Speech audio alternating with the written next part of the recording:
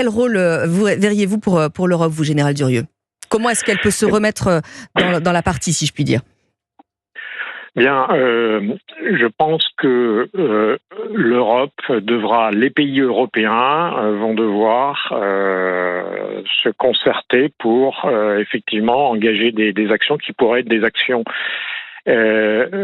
militaires, au moins s'il y a un cessez-le-feu pour le garantir, mais ça sera une épreuve de force. Il faut pas se le cacher.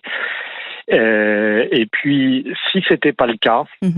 Je crois que l'Europe ne peut pas se permettre une défaite complète de l'Ukraine, et donc là aussi, il faudra réfléchir à ce qu'il est possible de faire sur le plan militaire, en Ukraine d'ailleurs, mais quand même plus largement dans de nombreux pays de l'Europe de l'Est au contact direct de la Russie. Alors ça veut dire, Général Durieux, que vous seriez plutôt favorable à une armée européenne, comme on commence à en entendre parler. Emmanuel Macron l'a évoqué, par exemple?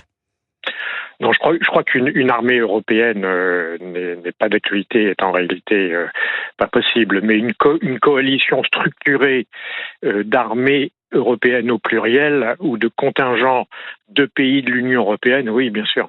Alors justement, on l'évoquait, le Premier ministre britannique et le président français évoquent des coalitions de pays volontaires. Comment est-ce que ça peut s'organiser, sachant, Général Durieux, que nous n'avons pas forcément les mêmes armées, le même matériel, la même formation? Oui, alors vous avez raison, il y a des questions d'interopérabilité difficiles qui peuvent se poser.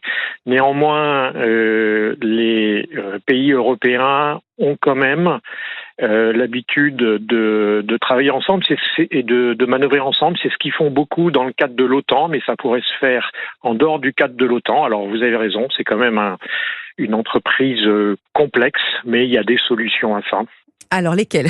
Puisque c'est vous le spécialiste. Alors effectivement, vous avez raison de poser la question. La solution, globalement, c'est qu'au départ, le premier point, c'est d'avoir un major qui commande la coalition. Et ça, c'est toujours compliqué. Il y a très peu de pays qui sont en Europe capables de le faire, au moins dans une opération très complexe et peut-être difficile, comme celle dont on parle. Et donc là, je crois que la France a une responsabilité tout à fait éminente, parce que la France fait partie des pays qui sont capables de le faire, voire est peut-être le seul pays de l'Union européenne vraiment capable de le faire.